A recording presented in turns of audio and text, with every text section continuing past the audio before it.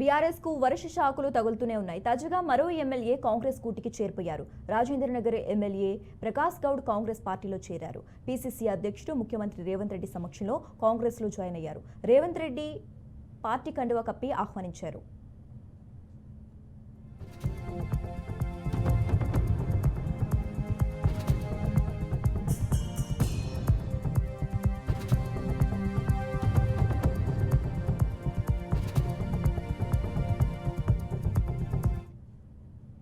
మరోవైపు రేపు ఉదయం 10 గంటలకు మరో బీఆర్ఎస్ ఎమ్మెల్యే కూడా అధికార పార్టీలో చేరనున్నారు. శేర్లింగంపల్లి ఎమ్మెల్యే అరికెపూడి గాంధీ కాంగ్రెస్ లో జాయిన్ కాబోతున్నారు. 2023 ఎన్నికల్లో బీఆర్ఎస్ పార్టీ మొత్తం 39 సీట్లలో గెలిచింది.